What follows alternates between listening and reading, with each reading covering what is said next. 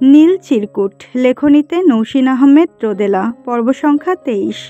হতবম্ব আরফান হঠাৎই কোনো কথা খুঁজে পেল না। আপন শক্তিতে আলাদা হয়ে গেল তার অষ্টদয়। চোখের সামনে ঘটে যাওয়া ঘটনাগুলো ঠিক বোধগম্য হচ্ছে না। নম্রতার হঠাৎ আগমন, কিছু ঝাঁঝালো কথা আর সেই চিরপরিচিত পায়েলের অর্থ দাঁড় করে ওঠার আগেই জায়গা ত্যাগ করল নম্রতা।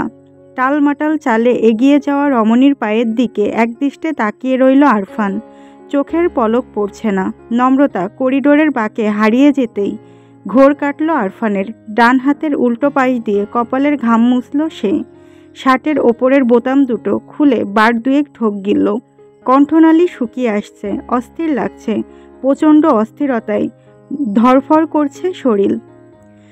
কালো বিশাল আকাশটিতে তারার মেলা বসেছে আজ। সারা দিন ব্যাপী বর্ষণের পর ঝকঝক করছে আকাশ। চারিদিকে মৃদুমন্দ বাতাসে শীত শীত লাগছে নীরার। ওড়নাটা গায়ের উপর আরেকটু টেনে দিয়ে চারপাশে তাকালো নীরা। থমথমে নীরব রাস্তায় কোথাও নম্রতার টিকিটুকুর সন্ধান নেই।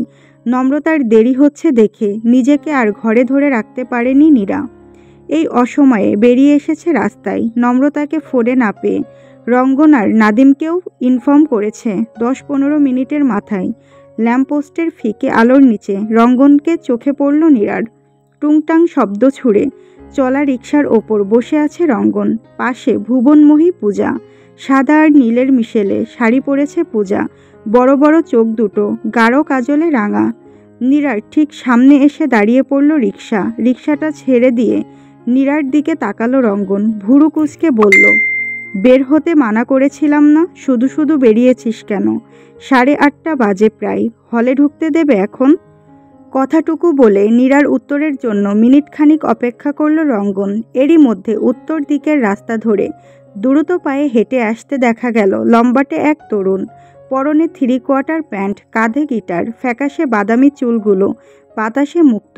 নীরাদের দেখতে পেয়ে আরও দ্রুত পায়ে পথটুকু অতিক্রম করল ছেলেটি। ওদের কাছাকাছি দাঁড়িয়ে ধমকে উঠে বলল, তোগো কি আর কোনো কাজকাম নাই? শালার রাইতেও শান্তি দিবি না? ওই হারামি মরছেটা কই? রাত বিরাতে মাইয়া মানুষের এত টগর বগর থাকবো কেন? থাপড়াইয়া ঠিক করা উচিত, বেয়াদব। নীরা রঙ্গন নীরব দৃষ্টিতে নাদিমের দিকে তাকিয়ে রইল। নাদিম বিশাল বিরক্ত নিয়ে পাশে থাকা ল্যাম্পপোস্টে ঠেস দিয়ে দাঁড়ালো। অসচেতনতায় পূজার দিকে দৃষ্টি পড়তেই চোখ বড় বড় হয়ে গেল তার। একগাল হেসে বলল, আসসালামু আলাইকুম। থুক্কু, আদাব। আদাব বৌদি। এই গর্ধব এই রাতের বেলায়ও আপনাকে বগল দাবা করে ঘুরে বেড়াচ্ছে নাকি? বন্ধুকে তো একদম মজনু বানিয়ে দিয়েছেন বৌদি। রাতে ঘুমালেও বৌদি বৌদি। থুক্কু, পূজা পূজা করে। নাদিমের কথাই হেসে ফেলল পূজা। রঙ্গন ঘাড়ের কাছে একটা কিল বসিয়ে বলল, ডাহা মিথ্যা কথা। তোর আজাইরা পেশাল বন্ধ করে নম্রতাকে খোঁজ। নম্রতাকে খুঁজে পাওয়া যাচ্ছে না। নাদিম নিরুদ্বেগ কণ্ঠে বলল, মইরা গেছে হয়তো, পাশেই মেডিকেল, আই মর্গে চেক মাইরা আসিগা। নীরা রাগী দৃষ্টিতে তাকালো, শাসিয়ে বলল, একদম ফাজলামো করবি না, ব্যাপারটা সিরিয়াস। ফোনে কি সব উলটপালট কথা বলছিল। মাথা ঘুরছে, শরীর খারাপ করছে, হ্যানত্যান। নীরার কথায় কানের পাশে চুলকাতে চুলকাতে মুখভঙ্গি গম্ভীর করল নাদিম। ঠিক তখনই পকেটে থাকা ফোনটা বেজে উঠল। নাদিম মাত্রা অতিরিক্ত বিরক্ত নিয়ে ফোন বের করল। স্ক্রিনে ছোঁয়ার নামটা দেখেই চোখ মুখ কুঁচকে ফেলল সে। ভ্রু কপাল কুঁচকে বলল, এই বালডা ফোন দেয় কেন আবার? এক্সট্রা মাথা ব্যথা একটা। কথাগুলো বলতে বলতেই ফোন রিসিভ করল নাদিম। প্রথম বাক্যেই ধমকে উঠে বলল, ওই হারামি, তোর ফোনে আর কোনো নাম্বার নাই? আমারে ফোন দেস কেন? শুদ্ধ ভাষা শেখাইতে ফোন দেস? তোর বা।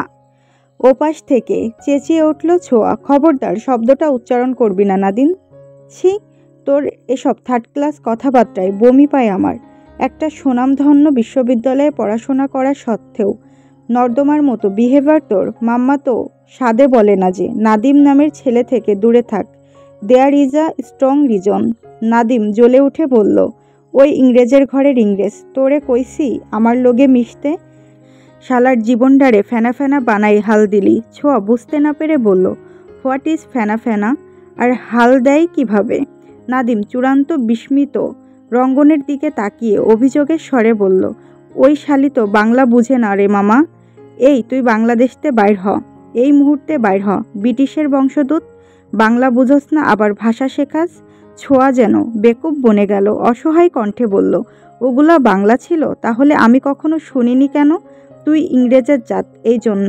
ফার্দার তুই যদি আমারে ফোন দিয়া মাথা খাস, কসম ছোয়াইয়া তোরে আমি মার্ডার কইরালামু। ওদের দুজনের ঝগড়ায় চূড়ান্ত বিরক্ত হয়ে ফোনটা ছিনিয়ে নিল রঙ্গন। ছোঁয়াকে ফোন দেওয়ার কারণ জিজ্ঞেস করতেই জানা গেল সে নম্রতার বর্তমান পরিস্থিতি জানার জন্য কল করেছে, কিন্তু নাদিম তাকে বাজেভাবে ডিস্ট্র্যাক্ট করে দিয়েছে। নাদিমের মতো বেয়াদব ছেলে এই দুনিয়াতে হয় না। ওর মতো একটা বন্ধু পেয়ে ছোঁয়ার মরে যেতে ইচ্ছে করছে। বাংলা ভাষার এমন বাজে পরিণতির জন্য নাদিমকে পুলিশে দেওয়া উচিত। রঙ্গন বেশ মনোযোগ দিয়ে ছোঁয়ার কথা শুনল। টুকটাক প্রয়োজনীয় কথা বলে ফোন ছাড়ল। নাদিমের দিকে ফোনটা এগিয়ে দিয়ে দীর্ঘশ্বাস ফেলল। এই পাঁচমেশালি চরিত্রের বন্ধু পেয়ে বেচারার জীবন প্রায় ওষ্ঠাগত। আর চোখে পূজার দিকে তাকাতেই দেখল পূজা হাসছে, ঠোঁট টিপে বিচিত্র ভঙ্গিমার। সেই হাসিতেই মাথা পাগল হয়ে যায় তার। ইস, মেয়েটা এত স্নিগ্ধ কেন? নাদিমদের কথাবার্তার মাঝপথেই একটা রিকশা এসে থামল তাদের পাশে। রিকশা থেকে নেমে বিস্ময় নিয়ে প্রশ্ন করল সেই তরুণী, তোরা সব এখানে কি করছিস? নম্রতাকে সুস্থ সবল দেখে গোল গোল চোখে তাকিয়ে রইল ওরা। নীরবতা ভেঙে নাদিমই প্রথম প্রশ্ন করল, তুই একলাই আইসা পড়ছস? আমরা আরও মর্গে থাইকা আনতে যাইতাছিলাম তোরে। লাশ আনতে যে গাড়ি বাড়ি লাগবো, সেই ভাড়ার জন্য চান্দা তুলতাছিলাম। তোর তো মামা ধৈর্য এক্কেবারে কম। নম্রতা হতবৃহল দৃষ্টিতে তাকালো, কিছু বুঝতে না পেরে বলল, মানে? ওর কথা বাদ দে তো। কোথায় ছিলি এতক্ষণ? ফোন দিচ্ছি, ফোনটা পর্যন্ত তুলছিস না, ঠিক আছিস? নীরার কথার মাঝেই মাথায় শক্ত চাটি মারল নাদিম। নীরা শক্ত চোখে তাকাতেই চোখ পাকিয়ে তাকালো নাদিম। রঙ্গন দুষ্টুমি করে বলল, তোমার চিন্তায় তো ঠিকঠাক প্রেমটাও করতে পারলাম না কলিজা। বারবার আমার প্রেমে এমন বজ্রপাত ঘটালে কিন্তু তোমাকে ইনস্ট্যান্ট ডিভোর্স দিয়ে দেব কলিজা। নম্রতা হেসে ফেলল। রঙ্গনের বাহুতে চর বসিয়ে বলল, হারামি। নাদিম বাঁকা হেসে বলল, কলিজা? ভাই তোর কয়টা লাগে? এইটা কলিজা হইলে ওই পাশেরটা কি ফুসফুস? ওইটা জান। রঙ্গনের কথার ধরনে আবারও হেসে ফেলল সবাই। নীরা কৃত্রিম মন খারাপ নিয়ে বলল, আহা, আজকে কারো জান কলিজা হতে পারলাম না বলে। নাদিম তৎক্ষণাৎ মাথায় চাটি মেরে বলল, তোর কয়ডা লাগে রে বেয়াদব মহিলা? ওই ব্যাংকারের হাত পাও কিডনি ফ্যাপসা, ফুসফুস হয়েও তোর শান্তি নাই, আবার জান কলিজা হইতে মন চাই। নাদিমের কথায় মুখ ভ্যাংচালো নীরা। পূজা খিলখিল করে হেসে উঠল। প্রত্যেকের জীবনের চাপা কষ্টগুলো মুহূর্তেই যেন শূন্যে উড়াল দিল। ঘড়িতে মধ্যরাতের ঘণ্টা বাজছে।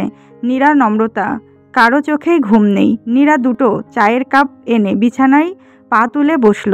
নম্রতার দিকে একটা কাপ এগিয়ে দিয়ে বেশ ফুরফুরে কণ্ঠে বলল, এখন বলতো কই ছিলি? কারো প্রেমে মজেছিলি নাকি? নীরা ভুরু নাচিয়ে দুষ্টু হাসল। নম্রতা অনুভূতি শূন্য চোখে তাকালো। কয়েক সেকেন্ড তাকিয়ে থেকে খুব সাধারণভাবে বলল, খুঁজে পেয়েছি। নীরা বুঝতে না পেরে বলল, কি খুঁজে পেয়েছিস? নম্রতার ভাবলেশহীন উত্তর, যাকে খুঁজে পেলে মাথা ফাটিয়ে দেওয়ার কথা ছিল তাকে খুঁজে পেয়েছি। নম্রতার কথাটা বুঝতে বেশ কিছুক্ষণ সময় নিল নীরা। বুঝে ওঠার সাথে সাথেই চোখ বড় বড় করে বলল, তুই কি কোনোভাবে তোর পত্রপ্রেমিকের কথা বলছিস নমু? নম্রতা শুকনো হাসল। উত্তেজনায় লাফিয়ে উঠল নীরা। চায়ের কাপটা রেখে দুই হাতে মুখ চেপে ধরে বলল, কিভাবে সম্ভব? How man how? আমার বিশ্বাসই হচ্ছে না।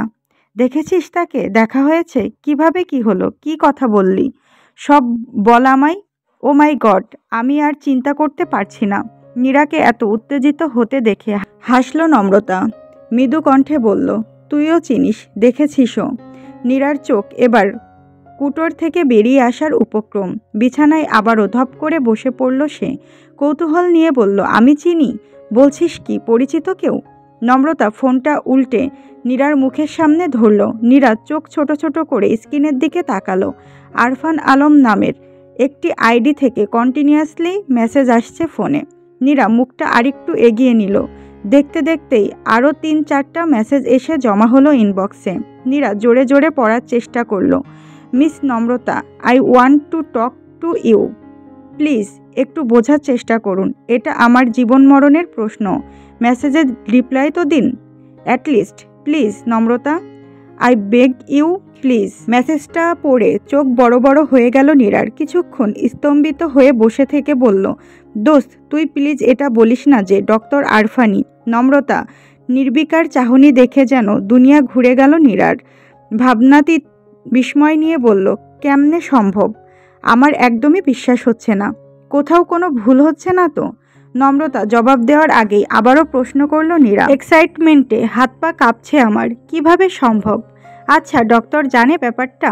নম্রতা ছোট্ট নিঃশ্বাস ফেলে বলল, আমি কিন্তু বলিনি, তবে সন্দেহ অবশ্যই করেছে। আর সন্দেহ জেগেছে বলেই একের পর এক মেসেজে পাগল করে দিচ্ছে। ও মাই গড দোস্ত, তোর কেমন ফিলিংস হচ্ছে রে? লজ্জা লাগছে? আমার তো ভাবতেই কেমন কেমন লাগছে। জাস্ট চিন্তা কর, এই ডাক্তারের জন্য তোকে বাসর ঘরে এক হাত ঘোমটা দিয়ে বসে থাকতে হবে, যে ডাক্তারকে তুই দুই চোখে দেখতে পারিস না। তাকে প্রেমিক হিসেবে মানতে হবে। এই ব্যাটারে তুই প্রেমময় গদ্য লিখেছিস, ভাবা যায়? এই তোরা বাসর ঘরের আলাপচারিতাও সেরে নিয়েছিলি নাকি চিঠিতে? আস্তাগফিরুল্লাহ, অস্বস্তি লাগছে না? নম্রতা কপাল কুঁচকে তাকালো। তোর চিন্তা এত দ্রুত দৌড়াই কেন? ডিরেক্ট বাসর ঘরে ঢুকে গেলি এত সোজা? এই ডাক্তারকে এত সহজে ছাড়বো আমি?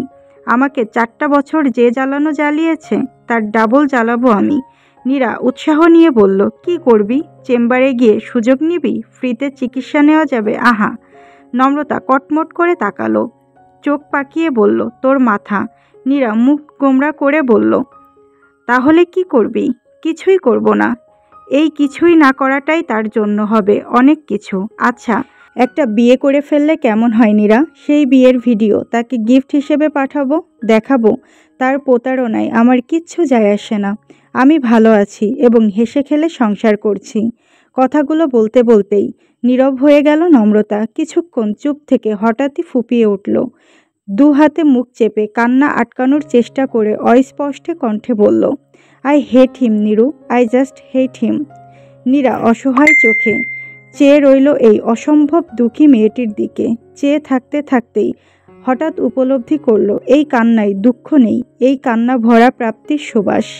নম্রতার কাঁধে একটা হাত রেখে খানিকটা এগিয়ে এসে বলল নীরা, নরম কণ্ঠে বলল, ধুর পাগলি, কাঁদছিস কেন?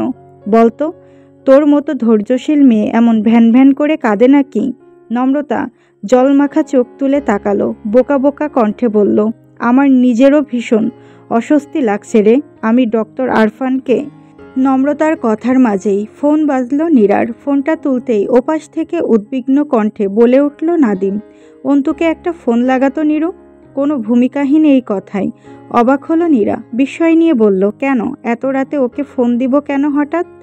নাদিম বিরক্ত হয়ে বলল, আমার ফোনে টাকা নাই তো, তাই তুই ফোন দিয়ে জিজ্ঞেস করবি টয়লেট হচ্ছে নাকি ঠিকঠাক। মানে? নাদিমের বিরক্তি এবার আকাশ ছুঁল। ধমকাধমকির এক পর্যায়ে বলল, তুই হইলি দুনিয়ার বেকুব, ফোন লাগা ওরে। ওর মায়ে কাইন্দা কাইটটা ফিট মারতাছে। বাসায় যাই নাই সারাদিন, রাত 1টা বাজে, এখনও কোনো খোঁজ খবর নাই, কারো ফোন ধরতাছে না। এখন নিশ্চয় বুঝাই দেওয়া লাগবো না যে কেন ফোন দিতে কইতাছি। নীরা প্রথম দফায় আটকে উঠলেও খুব দ্রুত নিজেকে সামলে নিল।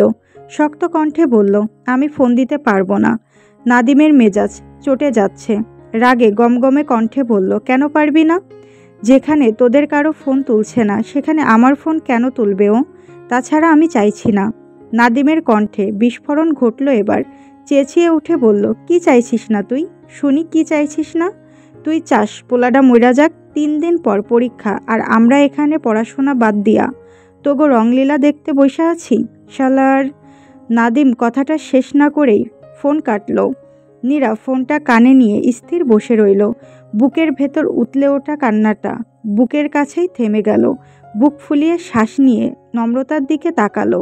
কান্না আর কষ্টটুকু চেপে প্রশ্ন করল, অন্তু আমাকে ভালোবাসে? এটা আমার দোষ? আমি বলেছিলাম ভালোবাসতে? নীরার কঠিন কথাগুলো শুনে স্তম্ভিত হয়ে বসে রইল নম্রতা। কয়েক সেকেন্ডের জন্য চমকে উঠে ভাবল, নীরা কি সত্যিই অন্তুকে ভালোবাসে না? একটুও না? নাকি সবই নাটক বা বাহানা? রাতের শেষ প্রহর, আকাশের কোণে ফ্যাকাশে আলোর স্ফোরণ, সদ্য ফর্সা হয়ে আসা আকাশটাতে 2-1টা পাখির পদচারণ, চারপাশে শিরশিরে ঠান্ডা বাতাস। এই নিস্তব্ধ রাতে শেষ প্রহরে ভূতগ্রস্তের মতো ঠায় দাঁড়িয়ে আছে পাতলা টি শার্ট পরিহিতা সুঠামদেহী যুবক। মাথার চুলগুলো বাতাসে তিরতির করে কাঁপছে, চোখের কোণে নির্ঘুম রাতের ছাপ। ডান হাতের মুঠোয় ফোন। হাতে থাকা ফোনটার দিকে শেষবারের মতো তাকিয়ে রাগে বিরক্তিতে বিছানায় ছুঁড়ে ফেলল আরফান। সবসময় পরিপাটি থাকা ঘরটি আজ অগুছালো। এখানে সেখানে পড়ে আছে বই, ফুলের ঝাড়। বুকের অস্থিরতাটা যেন ছড়িয়ে আছে ঘর জুড়ে। আরও কিছুক্ষণ বারান্দার কোল ঘেঁষে দাঁড়িয়ে থেকে ঘরের ভেতরের দিকে সরে এলো আরফান। শেভিং রেজারের উপর নগ্ন পা পড়তেই চোখ মুখ কুঁচকে গেল তার। অবিন্যস্ত ঘরটির দিকে চোখ রেখেই রেজারটা তুলে ছুঁড়ে ফেলল দূরে। কেটে যাওয়া পা নিয়ে ক্লান্ত শরীরটা বিছানায় এলিয়ে দিল। পায়ে নয়, বুকে জ্বালাপোড়া করছে খুব। ডান হাতটা কপালের ওপর রেখে চোখ বুজল। সাথে সাথে ডান চোখের কোল ঘেঁষে গড়িয়ে পড়ল এক ফোঁটা জল। বহু বছর পর, হ্যাঁ বহু বছর পর আবারও গড়ালো এই জল।